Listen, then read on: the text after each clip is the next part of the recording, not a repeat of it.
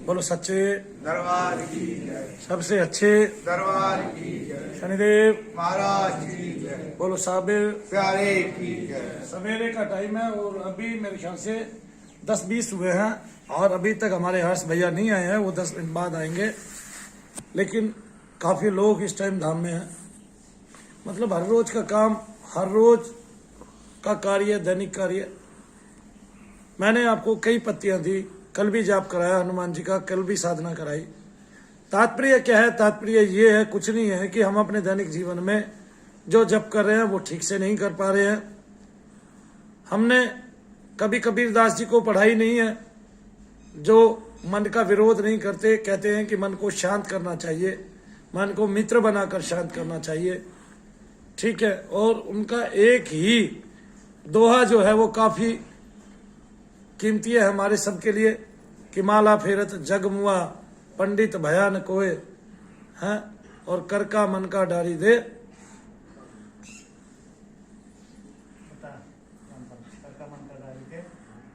मन का फेर। तो कर का मन का डारी के मतलब हाथ में जो मन का आपने लिया हुआ है, माला ली हुई है, उसको फेंक दीजिए आप और केवल मन ही मन में जाप कीजिए। अब जो माला आप गिनती के लिए नाम लेते हैं, शब्द जो मुख से लिया है उसका फल तो निश्चित है, और तुलसीदास जी भी कहते हैं कि इसका फल निश्चित है। जगत मजूरी देते हैं क्यों रखे भगवान। भगवान कभी भी आपकी मजदूरी नहीं रखेंगे, ना उन्होंने पहले कभी किसी की रखी है। जब संसार का प्रत्येक व्यक्ति मजदूरी देता है, कोई इसके यहाँ काम करता है, तो भगवान क्यों रखे? भगवान तो भगवान ही है ना, वो तो और भी उदार है, सबसे ही उदार है। और उन्हीं से ये सबक हमें आता है कि कोई अगर आपके यहाँ कुछ भी कार्य करता है तो हम उसको कुछ मूल्य की वस्तु देते हैं या पैसा देते हैं। मन का फेर मतलब मन ही मन में नाम जाप कीजिए। अब मन ही मन में मैंने आप लोगों को बताया कि कैसे नाम जाप करना है। मन ही मन में हम सब लोग जाप करते हैं।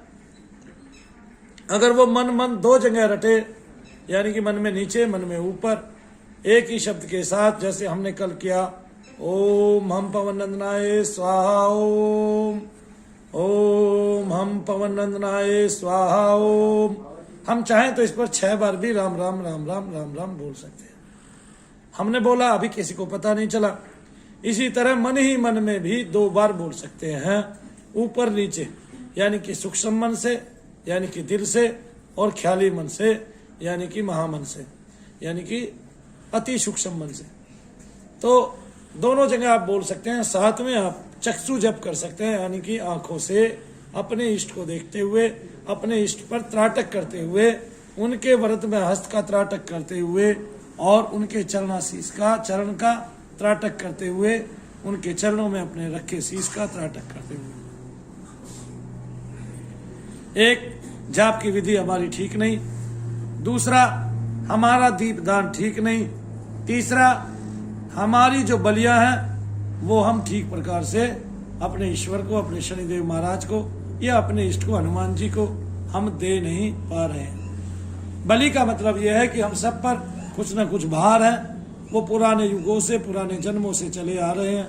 एक जन्म का भार दूसरे जन्म में उतारते हैं, दूसरे का तीसरे में उतारते हैं, तीसरे का चौथे में उतारते हैं, फिर भी वो पूर्ण रूप से उतर नहीं पाता है। और हम यहाँ केवल कर्म फल जो है, भोग, वो पाते हैं इस जन्म में।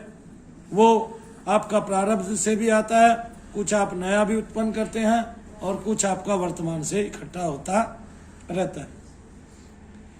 तो वो सब भोग हम सबको ही मिलता है। उसका मतलब इसलिए है कि हमें सबको शनि की 7.5 ढैया महादशा भोगनी पड़ती है, और वो कर्म फल का भोग हमें मिलता ही मिलता है। वो कम हो जाता है आपको बलि देने से। अब आप सात्विक हैं, सात्विक आप है नहीं, आप देवतुल्य हैं, अदेव आप है नहीं, यानी कि राक्षसी प्रवृत्ति आपकी है नहीं। राक्षसी प्रवृत्ति का मतलब ये है कि बहुत सारे लोग भगवान को भोग में, क्षेत्रीय देवताओं को भोग में बलियां चढ़ाते हैं अनेक प्रकार की। कभी मुर्गा चढ़ाते हैं, कभी दारू चढ़ाते हैं, और जो वैष्णव में आता है, बुरी आदतों में आता है, वही चीजें, कभी मांस भक्षण कराते हैं, कभी अपने शरीर का रक्त चढ़ाते हैं, रक्त रंजित कर देते हैं अपने आप को भी, और वो चीजें जो है वो मलिन देवता आपकी बलि, वो देवता आपकी बलि लेकर आपको उसको फल देना पड़ता है, और वो बड़ी तीव्र क्रिया होती है। उसका परिणाम हम भोगते हैं किसके रूप में? उसका परिणाम हम भोगते हैं तपन के रूप में।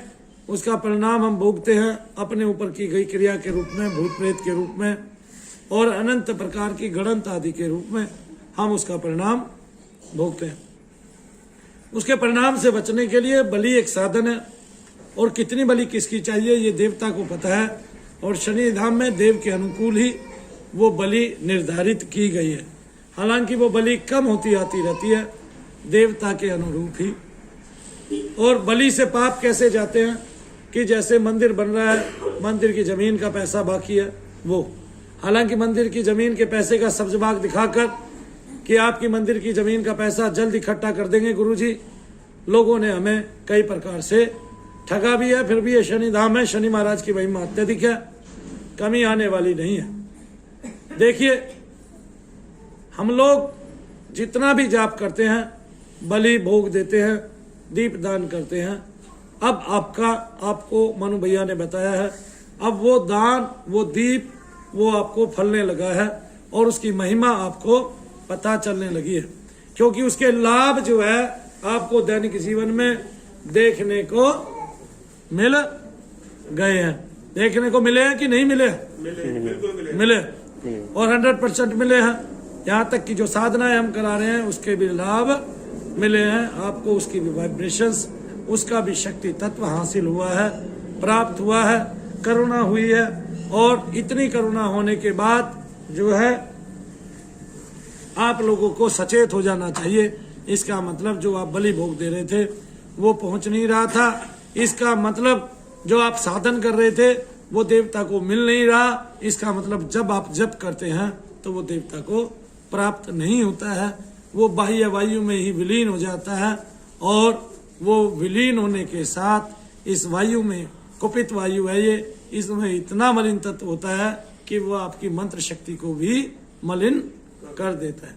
इसी प्रकार से जैसे देवी देवताओं को भी गलत भोग देकर मलिन कर दिया जाता है। हालांकि वो देवता है, चाहे वो क्षत्रिय हो और चाहे वो कैसे भी देवता हो, तो वो अपना एक तत्व छोड़ देते हैं, वो तत्व मलिन होकर पड़ा रह जाता है।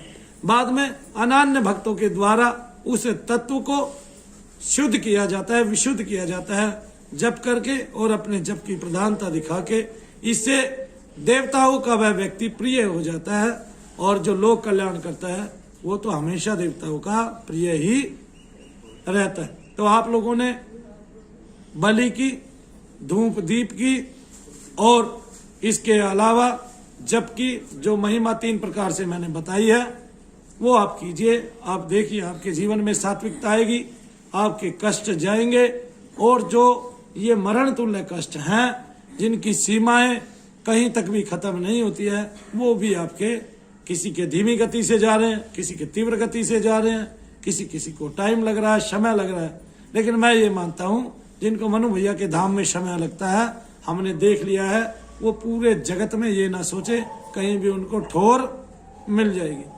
क्यों? क्योंकि आपके शरीर में जो तत्व घुसा था, जो मलिन वायु, कुपित वायु आपके शरीर में संचरण किया जिस वायु ने, वह आपके शरीर में आपकी सत्ता के साथ अपनी सत्ता को व्यक्त करने लगती है, और बाद में आपके पूरे शरीर पर अपना कब्जा जमाकर शरीर का संचालन आपके का करती है। तो इस तरह से हमने आपको ये बात बताई, बहुत ही सुगम भी है और बहुत ही गूढ़ भी है।